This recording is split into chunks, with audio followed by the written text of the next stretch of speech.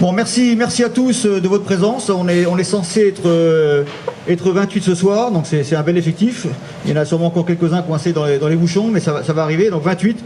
Et ce que me disait Jean-Michel cet après-midi, c'est qu'effectivement, un effectif de 28 personnes, une trentaine de personnes, il y a peu de groupes aujourd'hui qui peuvent rassembler un tel effectif, donc c'est très bien. Merci surtout à Gilles de nous accueillir. Il m'avait proposé cette solution à la dernière soirée, en me disant tiens, ça serait sympa si on pouvait faire la prochaine rencontre réseau au sein de ma société. Donc effectivement, j'avais trouvé l'idée intéressante. Ça change du traditionnel bar-resto du centre-ville. Et donc merci Gilles de nous accueillir. On a un tour de table traditionnel, hein, c'est ce qu'on fait habituellement pour savoir qui est qui et se connaître. Donc je vous demande d'être relativement succinct quand même. Hein, qui êtes-vous? Qu'est-ce que vous faites? Et surtout, pour ceux notamment qui sont en transition professionnelle ou qui vont le devenir, ce que vous attendez, ce que vous cherchez, c'est le but premier de l'association, hein, c'est d'aider nos camarades qui sont en recherche d'emploi. Je m'appelle Luc Andrieux, je suis actuellement officier de l'armée de l'air en tant que chef de cabinet responsable communication. Je vais partir de l'armée entre janvier et août 2023, d'ici un an à peu près. Et là, je suis en train de peaufiner mon parcours professionnel. Donc, avec une carrière essentiellement centrée sur le renseignement, le recueil d'informations, tout ce qui est de l'analyse de situation, ainsi de suite. Pas mal d'opérations extérieures et de séjours d'outre-mer. Et donc, des opportunités se sont présentées à moi qui m'ont décidé à poser la casquette.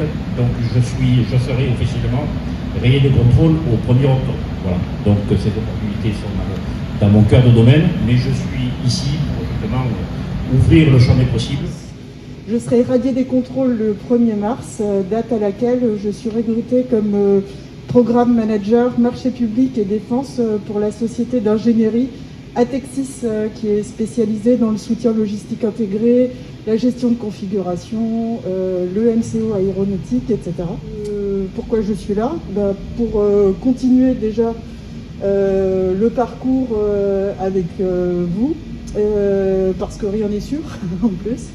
Et puis voilà, si toutefois j'ai des opportunités sur l'avenir proche, je ne manquerai pas de vous en faire part. Après 10 ans dans les paras, j'ai repassé un master en ingénierie système à Supaéro et je me suis occupé de l'achat de parachutes avec quelques-uns ici, enfin quelques-unes. Et outre l'aspect, j'allais dire, ops dans les états-majors, je voudrais me reconvertir dans tout ce qui est aéronautique et armement, idéalement, ou dans l'industrie. Et pour ceux qui sont lancés, j'ai fait en plein confinement une petite expérience dans l'immobilier et la gestion de patrimoine. Voilà. Donc moi, ça fait déjà 11 ans que j'ai quitté l'institution. J'étais sur un passage de 2013 à 2017 sur Implication et je me suis mis indépendant. Et donc ça m'a donné une phase où je me suis reconcentré sur moi-même justement pour amener un développement donc, lié à l'immobilier. En 2012, j'ai quitté l'armée pour devenir DRH adjoint de la Monnaie de Paris et DRH du site de Pessac.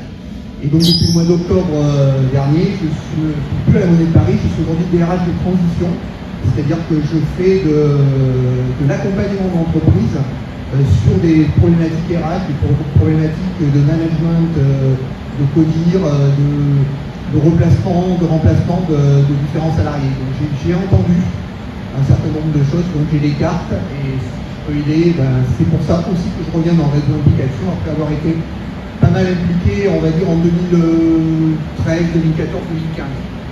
Voilà, merci. De PM dans l'armée de l'air, que j'ai quitté en 2014, d'officier supérieur. Une reconversion pas forcément très simple au départ, parce que j'arrivais sur Bordeaux et pas de réseau. Donc ça c'est intéressant aussi, je pense que dans le cadre de la reconversion. Création de mon auto-entreprise de conseil qui a duré à peu près 2 ans. Un bel investissement aussi au sein d'Implication avec Laurent à cette époque-là et la direction du groupe. Et je viens de rejoindre une structure qui s'appelle Tecnalia, qui est une structure espagnole et qui est une toute petite filiale française qui s'appelle Tecnalia France, c'est tout récent. Donc voilà, je suis très content de revenir et qu'on fasse des choses en présentiel. Et comme d'autres, je suis en période aussi d'essai, donc je suis toujours en veille, et il faut être toujours en veille. En mission chez Sanofi depuis que ce moment-là, ma mission va bientôt se terminer, peut-être se prolonger, je ne sais pas. Je suis un peu comme d'entre vous, je suis à l'écoute aussi de ce qui peut se présenter comme opportunité. Je suis historienne à la base, j'ai fait 15 ans de service, j'ai terminé au 57e RI à Bordeaux. Par la suite, j'ai fait une reconversion assistante PME-PMI.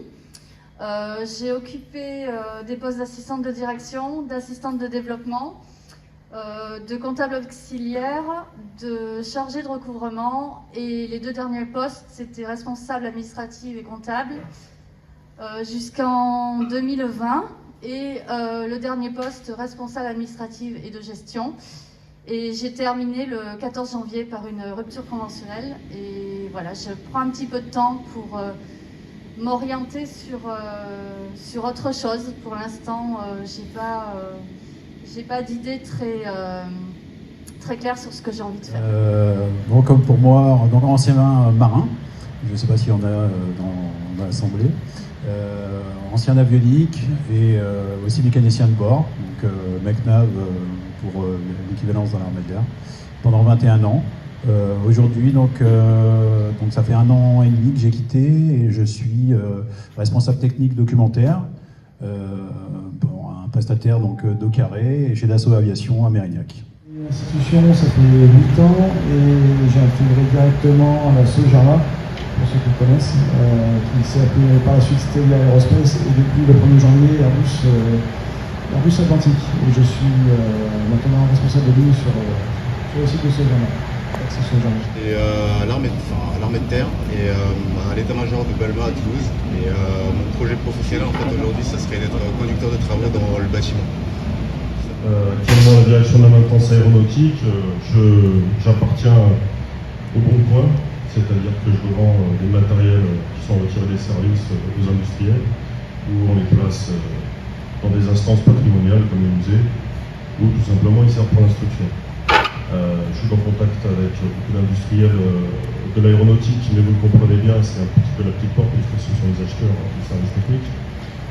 Et d'autre part, j'ai dans mon réseau privé, dans ce qui nous intéressait, quelques contacts dans les sociétés de drone, et d'autre part, dans les sociétés aussi de construction.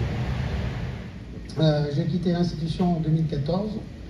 J'ai travaillé en tant que responsable de parc, mécanicien dans des boîtes de transport. Ensuite, j'ai fait une petite période de 4 ans en tant qu'auditeur formateur dans le contrôle technique poids lourd, que j'ai quitté en début d'année dernière. J'ai ensuite fait 2 postes, un poste de formateur où on ne m'a pas proposé de formation, donc je lui ai demandé pourquoi j'étais là.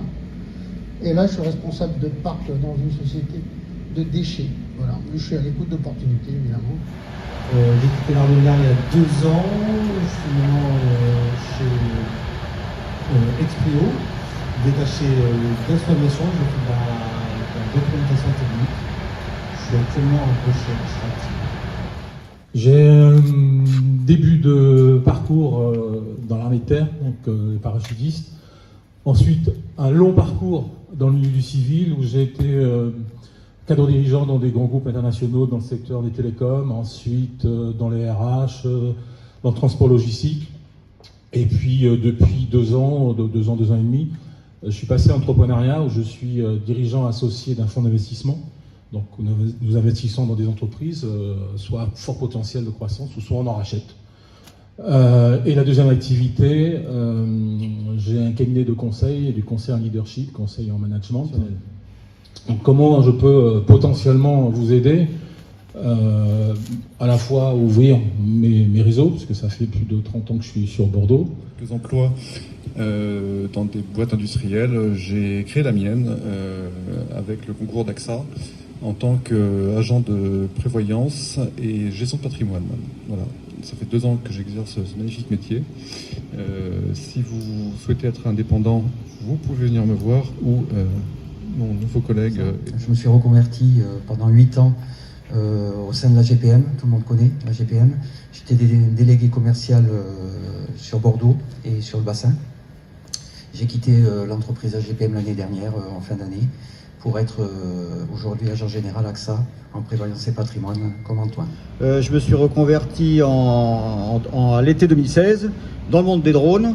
Je suis aujourd'hui directeur régional d'Altamétris, d'une antenne atlantique qui est à Bordeaux. Altamétris, c'est une filiale de la SNCF. Et donc pour cette SNCF, nous traitons de la donnée numérique captée par drone terrestre ou aérien.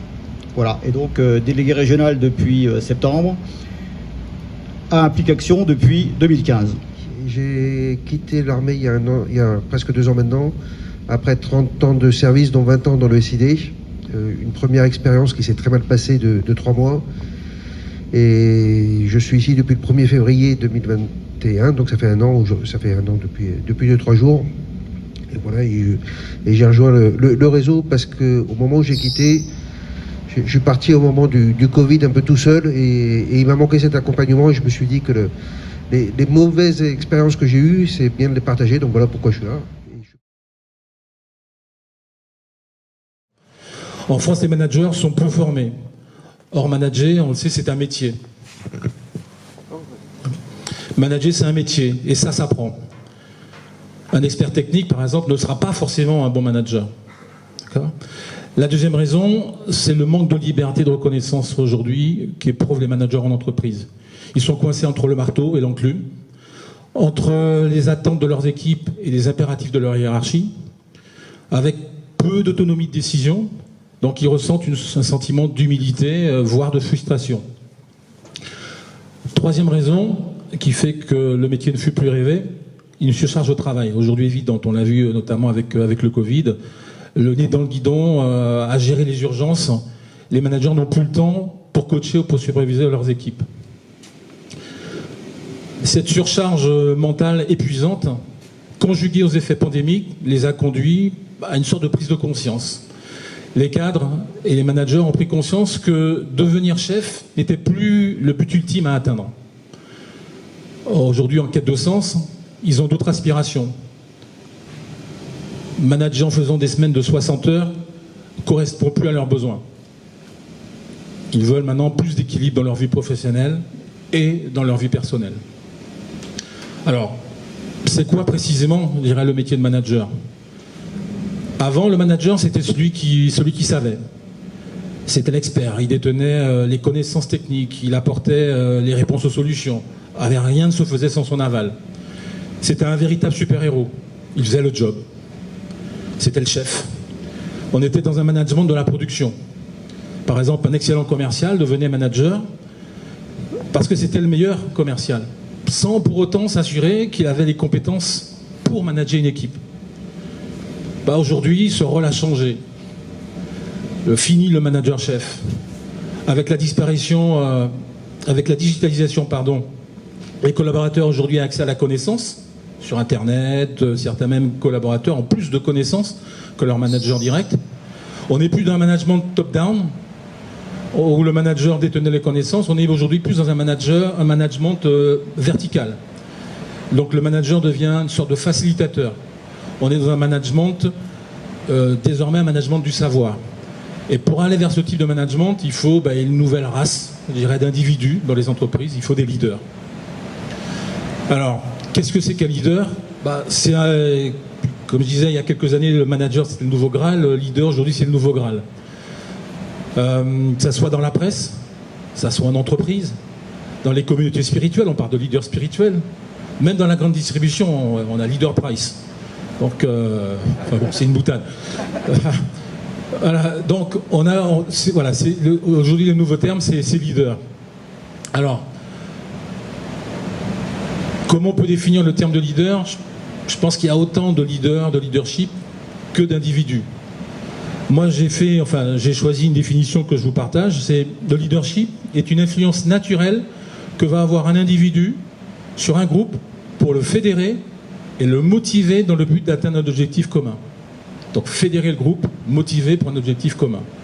Je suis content de vous accueillir ce soir. Juste pour pas parler de moi, mais parler un peu de ce qui se passe. J'ai trouvé que c'était sympa de pouvoir vous accueillir dans une société. On fait des produits, vous allez voir que beaucoup d'entre vous ont connu, ont mis en œuvre, ont vu sur les différents théâtres, et c'est sympa de voir comment on les fabrique. Donc c'est pour ça que je suis content de vous accueillir ici. Et puis je trouve que c'est sympa de changer un peu de lieu et d'être au sein d'une entreprise. Voilà ce que c'est le management visuel. Imaginez que dans l'usine, En ce moment, il y a 33 personnes qui travaillent. Les 33 personnes ne savent pas forcément ce qu'ils font. Donc là, on les réunit par tiers. Tous les matins, il y a une partie de l'usine avec le chef d'équipe ou le chef d'atelier qui se réunit ici. On leur dit, voilà, tu es sur tel projet. Le responsable d'affaires, c'est un tel. Le responsable du bureau d'études, c'est lui. Le responsable de la prod, c'est lui. Voilà les heures qui sont prévues. Voilà où on en est. On est tel jour. Voilà ce qu'on va faire aujourd'hui. Voilà ce qu'on va faire la semaine prochaine. Et attention, là il y a le client qui arrive. J'en ai pas de client. Là j'ai le client qui arrive. Et donc ça veut dire qu'il faut que le produit soit terminé. Et n'importe quel compagnon peut venir ici dans la journée pour voir un peu. Et peu importe quand il a fond, voilà, on est conseil. Et demain matin il est parti en cabine de peinture. On peut étuver à plus de 60 pour pouvoir faire la peinture. La particularité, c'est que les panneaux sont d'un seul tenant. C'est-à-dire que le panneau du plafond, il fait toute la longueur.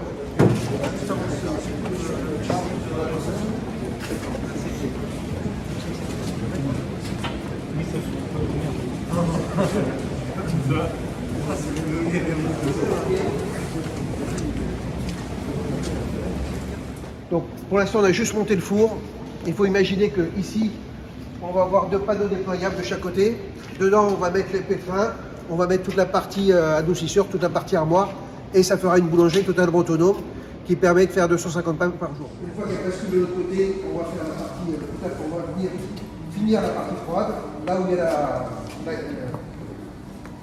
le truc en haut. En fait on vient gonfler la clim, on vient mettre du gaz à l'intérieur, tout le circuit.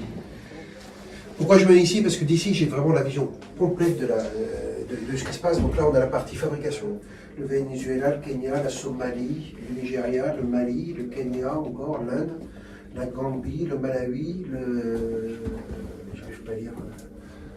Monténégro, le Burundi, la Côte d'Ivoire.